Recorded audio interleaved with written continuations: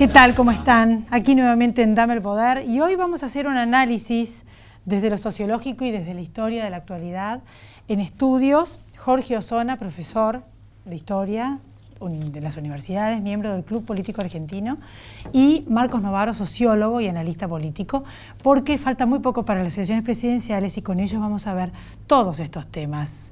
En qué posicionamiento están en la recta final los distintos candidatos, cuánto hay de todo lo nuevo que están poniendo en la campaña que les puede venir bien y que les puede venir mal, demostrar a sus candidatos, cuál es el sustento del voto, en qué sectores de la población. Están todos, está muy parejo, están buscando a ver de dónde sacan más votos, en qué situación tiene la oportunidad cada uno de ellos de ganar esta elección. Antes, un breve comentario. Tenemos un programa un poco más corto debido a los tiempos que por ley deben tener las publicidades electorales, no para mí en este caso. Y les quiero hacer un breve comentario porque ganó el Premio Nobel de Economía Angus Deaton y me llamó muchísimo la atención que este genial economista, que en general vieron que los economistas son tan abstractos, nosotros muchas veces tocamos el tema de la economía y sin embargo fue a la práctica, a la realidad, a investigar cómo es esto de la pobreza, de estas enormes diferencias entre los pobres y los ricos, el por qué, el tema del bienestar, cómo se llega, cómo no, el tema del consumo, y fíjense que esto es el sustento para elaborar políticas públicas y por eso ganó el Nobel de Economía, ¿no? Y la verdad es que acá, en este país donde se ningunea ese tema, porque cuando sale a la luz la pobreza, de acuerdo a la UCA, que era un dato impresionante, el 28.7% el año pasado y ahora aumentó, esta universidad tan prestigiosa, la Universidad Católica Argentina, y los datos del INDEC daban el año pasado 4.7%. La verdad es que tendrían que prestarle más atención porque si no se sabe, fíjense que le dan un Nobel de Economía a este tema, lo importante que es tener datos fidedignos y no relativizarlo, ni decir que no sirven para nada, porque solo así vamos a poder sacar a toda esta gente de la pobreza, que es un núcleo duro importante y serio y triste que tenemos en este país tan rico y que realmente nos indigna siempre a todos. Después de la pausa, el tema de la política con nuestros invitados. Ya volvemos, no se vayan. Crecer es brindar oportunidades. Crecer es motivar el desarrollo de la gente. Crecer es promover la cultura y el deporte. Queremos seguir creciendo junto a vos. Banco Ciudad. Te quiere ver crecer. 0822 20400. bancociudad.com.ar. Colegio de Escribanos de la Ciudad de Buenos Aires. Gas Natural Fenosa.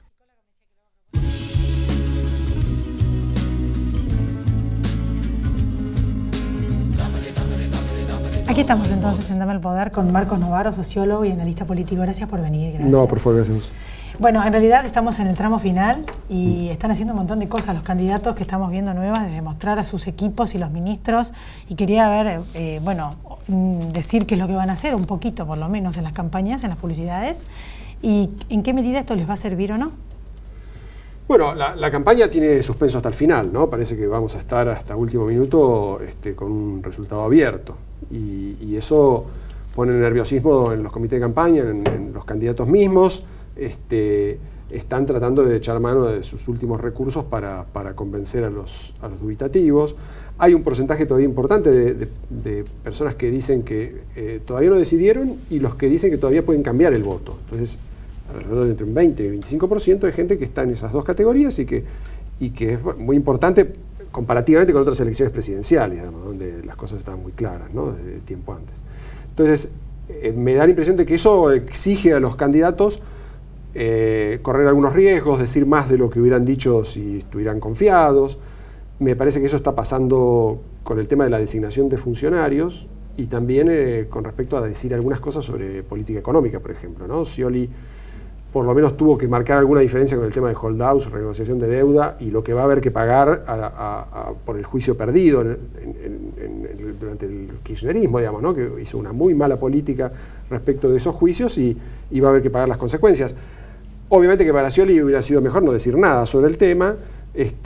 Lo mandó a Urtubey, adelantó que Urtubey iba a ser su canciller y después tuvo que respaldarlo porque el kirchnerismo duro salió a desautorizarlo y demás.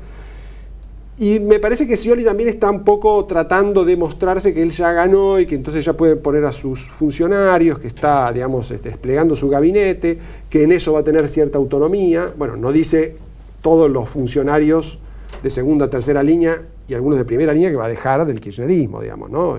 Vanoli, Gil Carbó, una cantidad de personajes que Scioli ya aceptó que va a dejar, ¿no? Hay muchos gobernadores. Y en el gabinete me parece que la idea esta de rodearse de gobernadores tiene bastante que ver con mostrar una coalición que compense el poder residual del kirchnerismo, digamos, ¿no? Que es una coalición donde él va a ser un primo inter pares y va a ser un gobierno del peronismo puro, del peronismo tradicional, ¿no? ¿Vamos a balotaje? Bueno, mira, yo creo que es difícil decir, ¿no? Me da la impresión de que Macri y Massa no han hecho digamos, sobre todo Macri me parece que no ha sacado todo el provecho que podía después de las PASO de los problemas del gobierno.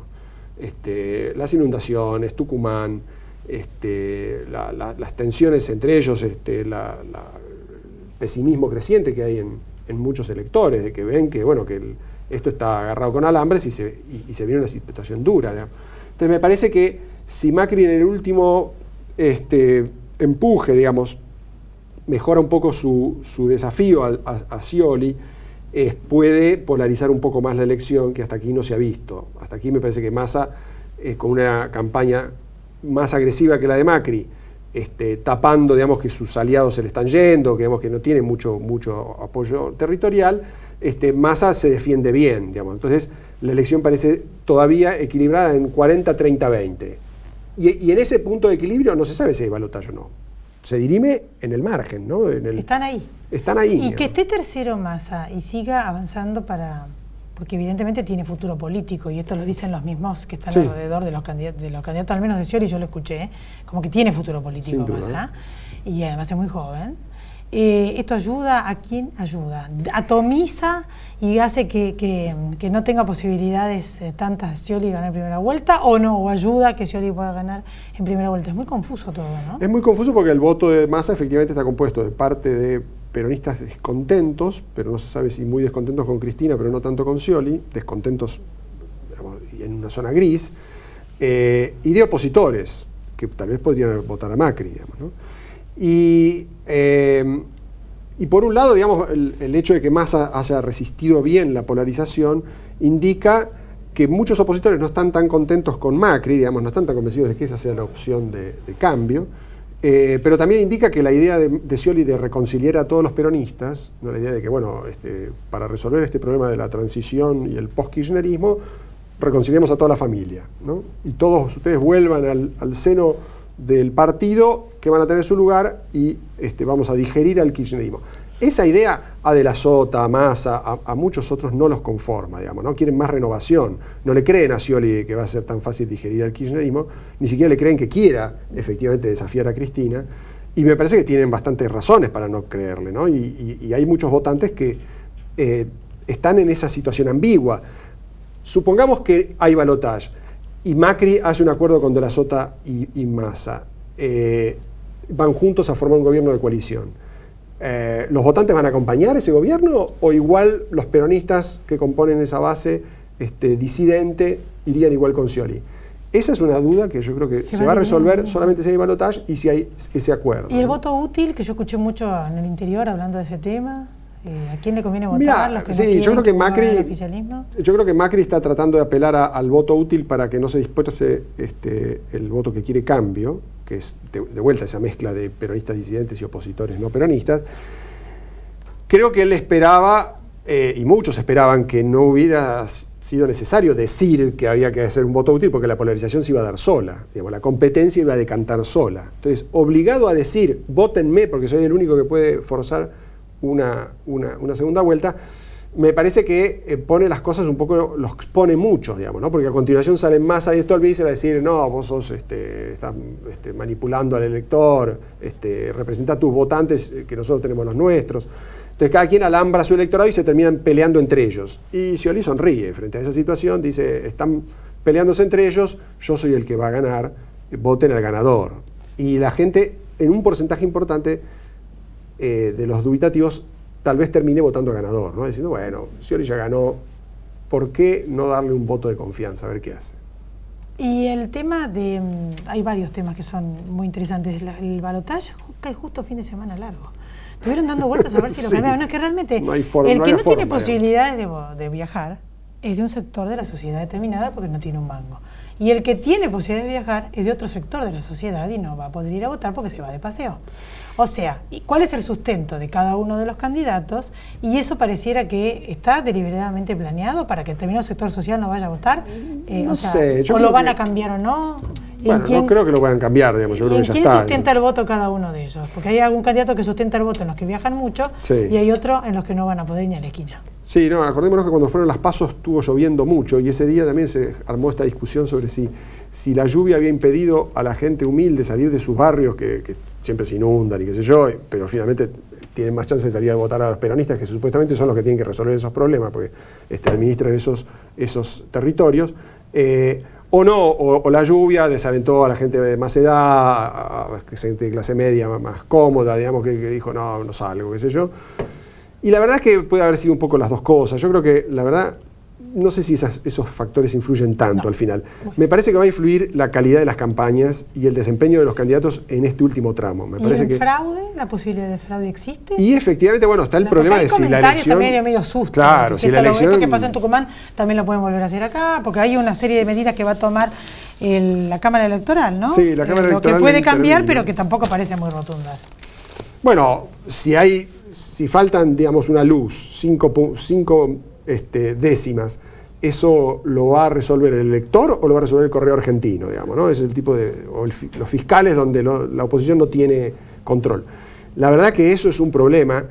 No es fácil de resolverlo porque hay muchas áreas, y está medido, está estudiado, los circuitos electorales donde no hubo fiscalización en las PASO, hubo resultados muy diferentes a donde hubo fiscalización, en el conurbano, en Formosa, en Chaco, en Tucumán. Eso está documentado. El problema es que hay muy pocas chances de frenar un fraude hormiga que se practica, y esperemos que no haya un fraude más grave, un fraude organizado centralmente. Esperemos que no, y esperemos que algún día, para mí por lo menos, haya alguna reforma electoral, porque no se puede ser juez y parte. Efectivamente. Hay algún país, todos los países tienen, por un lado, el tema del recuento de votos que no está dentro del mismo Poder Judicial, del gobierno. Efectivamente, y hay organismos electorales que están especializados en combatir el fraude, en garantizar la transparencia, el control de los gastos de campaña. Claro. Acá hay leyes sobre gasto de campaña, pero no se cumplen, digamos. Entonces sí, todas esas cosas que incluso países de la región, latinoamericanos, han avanzado mucho, Argentina no. Pero en otro programa lo vamos a volver a hablar. ¿Cómo no? Gracias, Marco, por haber estado acá. Después de la pausa vamos a hablar de los temas más profundos que sustentan todo esto que estuvimos hablando. Miembro del Club Político Argentino, el profesor Jorge Osona, aquí en Estudios, y nos va a explicar lo más profundo. Quédese, vamos a sentarnos a pensar.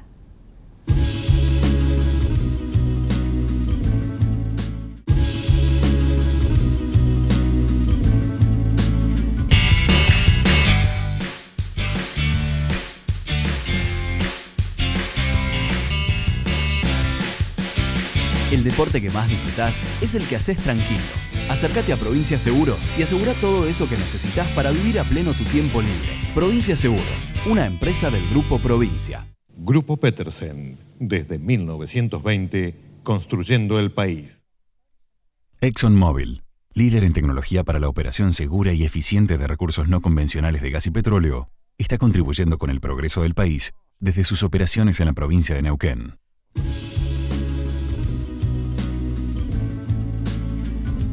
Aquí estamos entonces con el profesor Jorge Osona en el programa Dame el Poder. Los invito a escucharlo porque la verdad que es muy interesante. Gracias por venir, profesor. No, gracias a vos. Y qué tiempos estamos viviendo, ¿no? Frente a las elecciones presidenciales.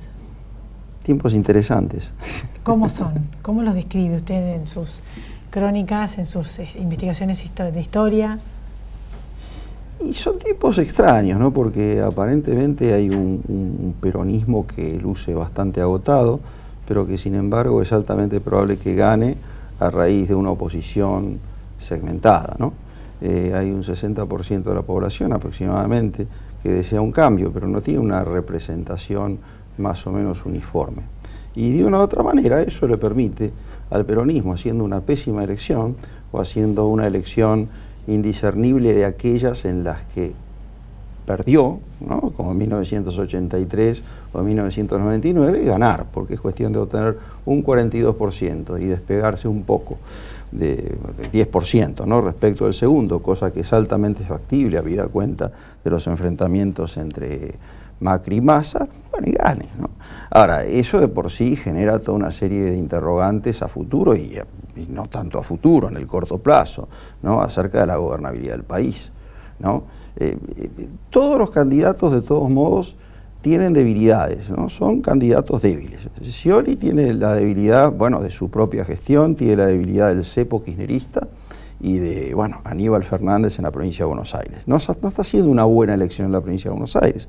Por eso es interesante que los dos apuntan al noroeste, porque en Buenos Aires no la tiene fácil. Es un distrito donde tradicionalmente Scioli fue muy fuerte. De hecho, gobernó 2 periodos, ¿no?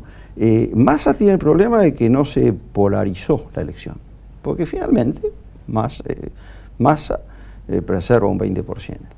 Y Massa tiene el problema, ¿verdad?, de ser todavía considerado una especie de neokirchnerismo. Entonces todo eso determina un juego bastante complicado, ¿no? Bastante interesante. El peronismo tuvo históricamente una cualidad de ser oficialismo y oposición. La mayor parte de las crisis políticas a lo largo de la historia del siglo XX, sobre todo desde mediados de los años 40 en adelante, fueron conflictos internos. El peronismo siempre cae o siempre se derrumba por conflictos internos. Así fue en 1955, en 1976, en 1989. Bueno, ese conflicto está instalado porque la brecha entre Scioli y el kirchnerismo es fuerte, todavía es con sordina, pero es bastante tangible. Ahora, lo que se observa es que la oposición se ha contagiado de esa fragmentación. Entonces, es una especie de lucha entre dos frentes fragmentados y, bueno, eso genera severos interrogantes acerca de la gobernabilidad en el futuro, ¿no? Usted escribió también mucho sobre el voto producido. Sí. El voto producido es es el resultado de una transformación social muy importante que ha habido en la Argentina durante los últimos 30 años y de la que emerge la pobreza, ¿no? La pobreza estructural, no la pobreza coyuntural, ¿no? Por lo tanto, bueno, el voto peronista popular hoy por hoy es bien distinto al de los años 40, 50, que era un voto esperanzado en la promoción social. El peronismo en ese sentido no fue sino una continuidad perfeccionada de la sociedad inclusiva, de la sociedad que tendía a promover al trabajador, a la clase media, ¿no? Esto es una cosa diferente. Hoy por hoy el peronismo es una gran maquinaria productora de votos, es un método, es un criterio de gestión que tiene mucho de los años 40, pero se inscribe en una sociedad completamente diferente y en una sociedad fragmentada, ¿no? Pero en una sociedad donde rige una especie de alianza, de nueva alianza, entre una clase política devenida en una especie de oligarquía, incluso hasta de casta parental multimillonaria, con pobres o con, digamos, sectores populares empobrecidos, ¿verdad?, que de todos modos se sienten incluidos a partir de políticas que garantizan una subsistencia cómoda, o por lo menos cómoda en esta coyuntura de los años 2000, en virtud de la soja y toda una serie de cosas, bueno, y que, bueno, se conforman con ese estado de cosas. Por supuesto que no es una alianza pasional, no es la vieja fe, ¿verdad?, que sentía un trabajador peronista por Perón y Evita, o incluso por los dirigentes comunales y provinciales de extracción popular. Es un populismo frío, ¿no?, donde incluso las partes se desconfían recíprocamente, tienen que reformular permanentemente el pacto es tenso, pletórico de conflictos, pero que se renueva, ¿no? Una dirigencia que le teme a los sectores populares y precisamente por eso es tan vulnerable a las presiones, ¿verdad? Y sectores populares cuyos líderes saben cómo extraer recursos, de todos modos fragmentarios, no bajo la forma de políticas universales. Y ahí creo que se cocina la alianza que, bueno, sustenta el 40% del electorado, que no es poco, ¿no? Que no es poco. Esto ocurre en otros países también y en realidad lo que uno se pregunta es, ¿esto es sostenible en el tiempo? ¿Esto permite que un país crezca y se desarrolle? Porque, por ejemplo, lo que yo pude estudiar de historia desde mi humilde lugar, que no estudié tanto como usted, pero hasta los países de extrema socialización de los medios de producción, como por ejemplo los comunistas, todo el mundo trabajaba y todo el mundo tenía un nivel de clase media y de hecho salieron de la pobreza en China por el comunismo y todos trabajaban y mucho.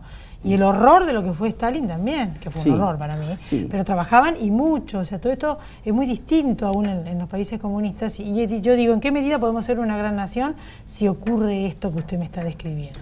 No, creo que, primero, yo creo que no quiere decir de que no se trabaja, o sea, hay que ver cómo se trabaja, en todo caso se trabaja a través de una conjunción de changas, con planes, cooperativas, etcétera. Por cierto que eso está bien lejos de ser el trabajo estable y formal. Pero esto no tiene un nivel de productividad alto como tienen estas potencias que terminaron siendo potencias, además. No, en todo China, caso, Rusia, sí, todas, sí. No, ahora, menos Cuba. Digamos, es un sistema fundado en una informalidad que permite altos lucros, entre otras cosas, por merced a una explotación subhumana que se observa, por ejemplo, en los talleres tributarios de la Salada, o en el propio narcotráfico, o en el delito habilitado tácitamente por el Estado. Este es el otro tema.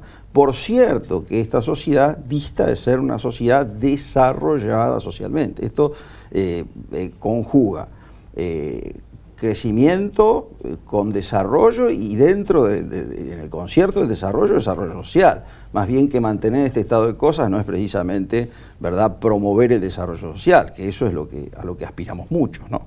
Pero de todos modos preserva un statu quo conservador, bueno, que hasta ahora, durante los últimos 30 años, lejos de revertirse, se sostiene. ¿Y vamos a seguir así los próximos 30 años? Y eso habría que preguntárselo a un futurista, no historiador. Espero que no, porque entre otras cosas eso genera una convivencia muy tensa y una convivencia de muy baja calidad, que es la que, bueno, vivimos todos los días en la Argentina, en los grandes centros urbanos, bueno, la violencia, bueno, la explotación, todas estas cosas evidentemente nos hacen vivir tiempos muy interesantes, como decíamos al principio, pero no precisamente armoniosos, ¿no? ¿Qué otro país está viviendo esto? Venezuela, lo más próximo tal vez sea Venezuela. ¿Y usted qué país vivió esto y salió de esta situación según su criterio? No, yo no sé. Las sociedades son dinámicas, ¿no? Uno nunca sabe cómo puede cambiar la cosa. Hay de todos modos un problema, ¿no? Que esta pobreza estructural no es un fenómeno solamente socioeconómico, es un fenómeno cultural, Y entonces ahí hay una funcionalidad entre una clase dirigente que le temía, ¿verdad?, a la nueva realidad ya por los años 80, la entendía incompatible con la gobernabilidad democrática, de ahí toda una serie de programas asistenciales. Ahora, los programas asistenciales demostraban ser altamente exitosos, no solo en contener, sino en gobernar. Entonces, y además, después de 3 generaciones de informalidad, en una buena parte de los sectores populares esto se ha naturalizado. No quiere decir que en todos los sectores populares, porque hay un sector que incluso ha mejorado y ascendido. Pero uno lo ve, por ejemplo, conversando con muchos chicos jóvenes, ¿no? Hay como una especie de frontera simbólica, ¿no?, que llega o que se nota cuando uno le pregunta, bueno, ¿qué vas a hacer con tu vida? Y ninguno va más allá de algún tipo de calificación muy precaria, ¿no? Y bueno, evidentemente eso es un dato nuevo y un dato, por cierto, bien distinto y deprimente respecto a lo que fue este país desde fines del siglo XIX hasta los años 70, 80, ¿no?